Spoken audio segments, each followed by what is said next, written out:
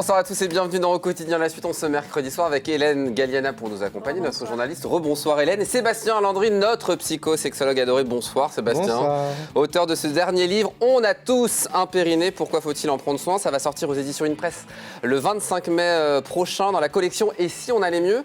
Collection dont tu es le directeur. Déjà, premier constat, quand j'ai lu cet ouvrage, on a tous un périnée. Même nous les hommes, beaucoup l'ignorent.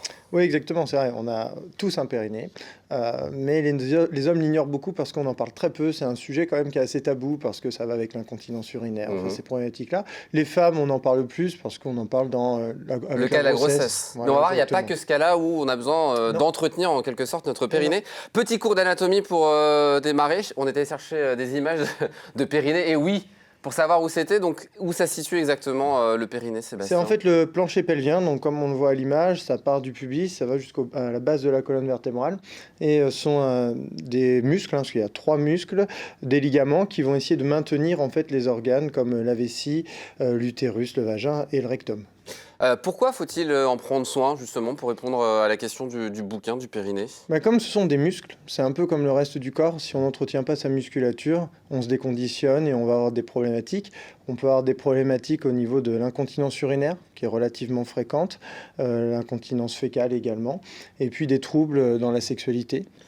Tu le disais, une femme sur 3 de plus de 35 ans et un homme sur 5 de plus de 45 ans sont touchés par l'incontinence urinaire. Ouais, ils ont souvent des incontinences dites d'effort, c'est-à-dire qu'on va porter une charge lourde, faire un peu un effort un petit peu plus intense, tousser, rire, et il y a quelques gouttes d'urine qui partent. Au début, c'est ça.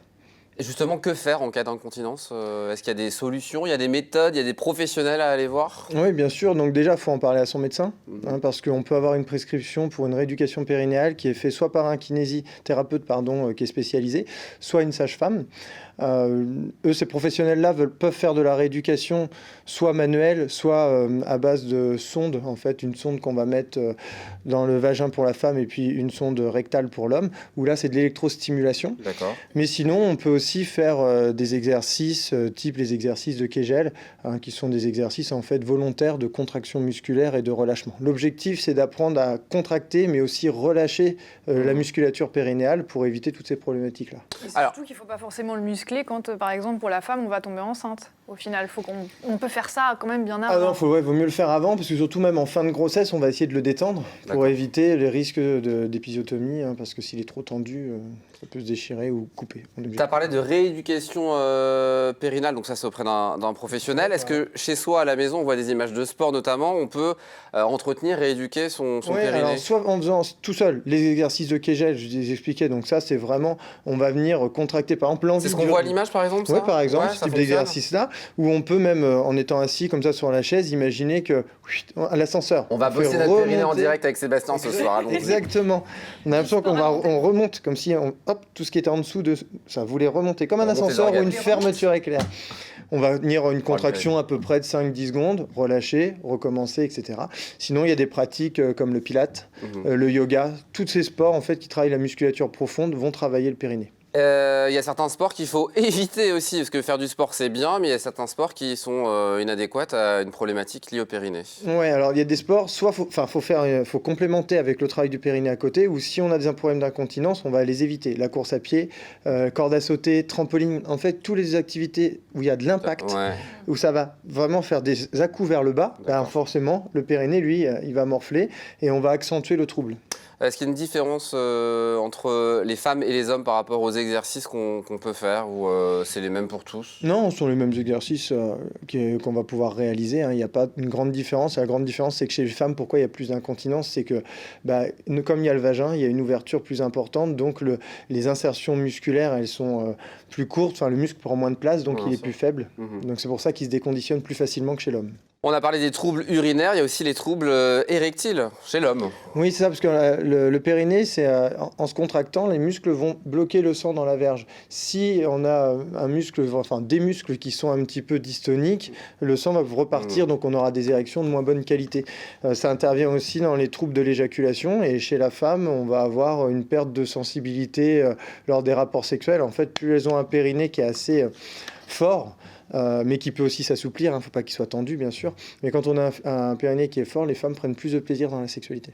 Cet ouvrage, du coup, qu'on va retrouver à partir du 25 mai prochain, on retrouve une batterie d'exercices, une explication des problématiques autour du périnée. C'est ça, on va bien expliquer ce qu'est le périnée, comment il peut être impacté, et puis tous les bons conseils au quotidien pour l'entretenir, les professionnels vers lesquels se diriger quand il y a des problèmes. Parce qu'il faut savoir quand même que le problème le plus grave qu'on peut avoir quand le périnée vraiment se détériore, c'est le prolapsus, donc c'est la descente d'organes.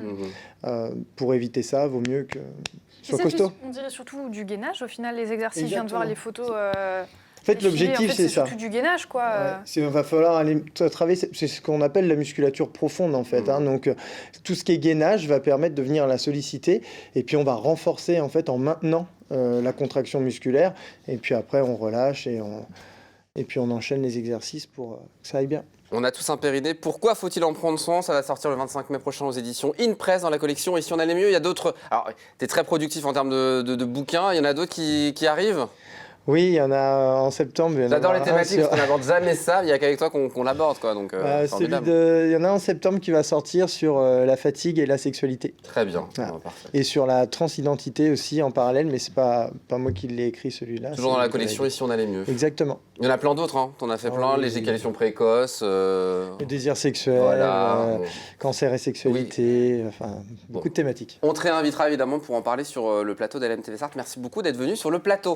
Un point sur ce qui vous attend dans quelques instants à 19h. Nouveau numéro de l'Infiltré du dimanche présenté par l'excellente Amanda Scott qui est partie dimanche dernier à la découverte de 4 événements qui sont passés chez nous en Sarthe. Les 50 ans de l'écomusée du Perche, l'événement en mai, Fête ce qui te plaît, c'est du côté de Loué, la brocante de la Ferté-Bernard ou encore l'événement culturel Les Pictoires, c'est dans la très belle commune de René, donc à découvrir dans quelques instants à 19h sur LMTV Sarthe. Et puis vendredi à 20h, nouveau numéro de l'émission consacrée à l'art lyrique Musica Classica, présentée par la soprano Mancel Diana International Igby depuis le salon du Baccarat au Mans. Elle accueille ce mois-ci, vous le voyez à l'image, la soprano Juliette Amiro et le baryton Vladimir Boukaert.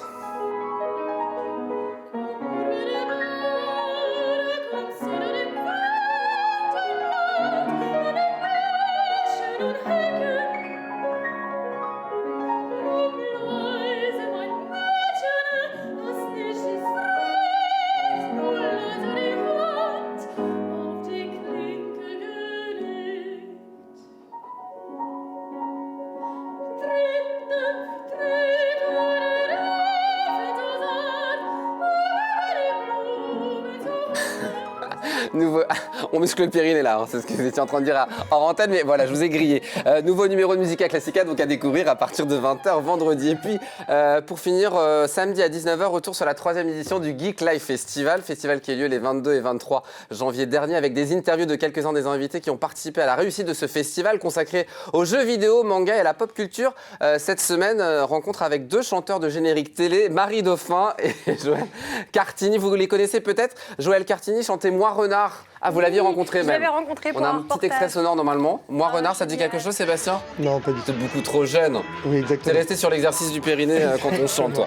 Et Bibi Fox, c'était Marie Dauphin qui chantait ça. Donc voilà, vous allez pouvoir découvrir leur interview. On a Bibi Fox, c'est plutôt sympa. Ça va rappeler des souvenirs à plein de gens. Non, ça te dit rien? Toujours pas. Non, Beaucoup trop jeune, Sébastien beaucoup plus Lambry, donc jeune ça sera que toi. samedi à partir de 19h. Voilà, très bonne soirée à vous. Nous, on va demain. chanter pour se muscler le périnée. On se donne rendez-vous demain, 18h30, pour une nouvelle quotidienne. Dans un instant, l'excellente Amanda Scott. À demain. Ciao.